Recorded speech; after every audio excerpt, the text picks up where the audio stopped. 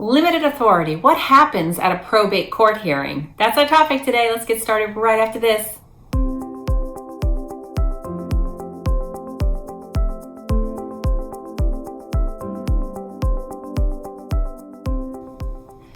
Hi, I'm Kim Ward, real estate broker in San Diego, California, expert at helping executors and administrators with properties in probate and developer of ProbateBiz.com. Welcome back to my channel. So what is limited authority? What happens at a probate court hearing? There are two types of authority involved in a probate.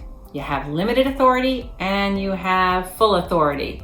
We prefer full authority. It makes the process a little easier. But when there is limited authority for whatever reason, whether it's chosen by the attorney or required by the probate courts, certain procedures are generally followed.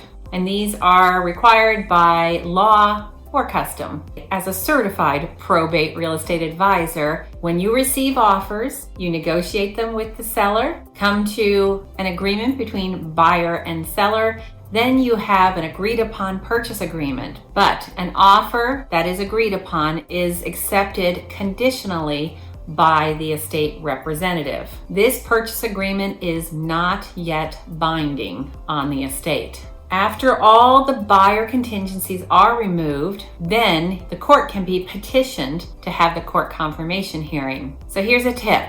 Before you move forward with everything, you want to let the attorney know that you do have an offer in play. You also, even before then, want to make sure that when you do a counteroffer that's a limited authority situation, you want to limit those timelines. Here in California, our CAR, California Association of Realtor documents, default to the buyer has 17 days to do inspections and 21 days to remove their contingencies, all of them, the loan and the appraisal. I always counter that 17 days to 10 days to do inspections. In my opinion, there's no reason why inspections cannot happen within the first 10 days from acceptance, and 90+% of the time, buyer's agents meet that timeline. I also changed the timeline from 21 days to 17 days for all contingencies. Again, everybody just needs to move a little faster and get the process through. So once you have all contingencies removed by the buyer, that's when the probate attorney can petition the court for a hearing. They also have to place some notices in the newspaper, so you're looking at a minimum of 30 days once the petition to the probate court is in play. Another thing that's important is the probate courts like to see a 10% deposit. The earnest money deposit that we typically have at 1%, they want to see 10% in escrow. Here in San Diego, our prices are pretty high and it's not easy for people to stomach on a $600,000 house having $60,000 sitting in escrow. But at the court confirmation hearing, the judge might want to see a full 10%, or that's $60,000 in escrow. So your buyers need to be prepared to meet that request from the judge. To revisit what has to be advertised, the attorney will post the sale, including the agreed upon purchase price, in a local newspaper. It's usually some tiny newspaper that does these kinds of postings.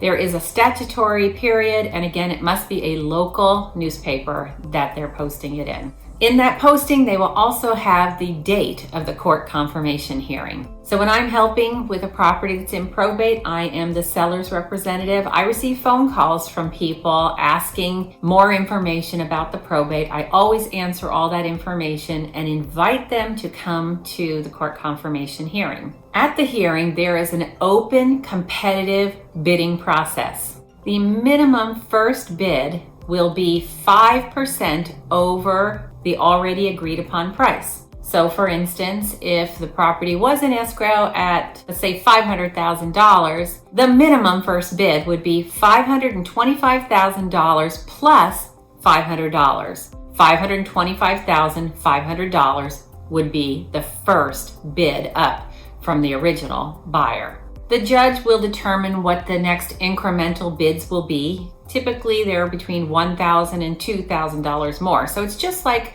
an auction at that point where the judge is asking, we have $525,500. Do I hear $527,000, $500? And he goes up from there.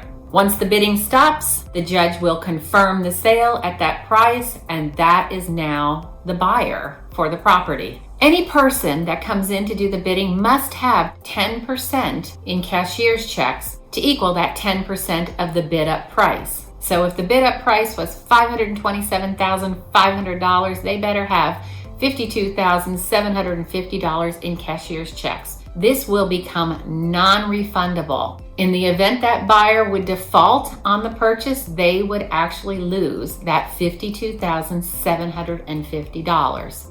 It would go to the estate. Now, if the court confirms someone other than the original buyer would get their deposit back. If it turns out that the original buyer is the confirmed buyer, their funds would of course go towards the purchase. Another thing is that the sales price must be within 90% of what the probate referee appraiser would appraise the property for. And here's the interesting part for us, not that all the rest of that wasn't interesting, is that the court will determine our commissions. Now here in San Diego, I typically have a 5.5% to 6% total commission, but if I go to a court confirmation hearing, the judge can adjust that to a total of 5% split between myself and the buyer's agent. What I'm sharing with you is typical for California. Your state may be different, but it's going to have some things that are specifically like this in probate. So it's important that you know the regulations and what it is that happens in your state specifically. And the best way to gain that information is to befriend a probate attorney and get the information directly from them. I hope you found this of value. Make sure to subscribe to my channel, hit that like button, and hit the bell button to be notified of my weekly videos. I'll be here next week sharing more information for you. See you next week.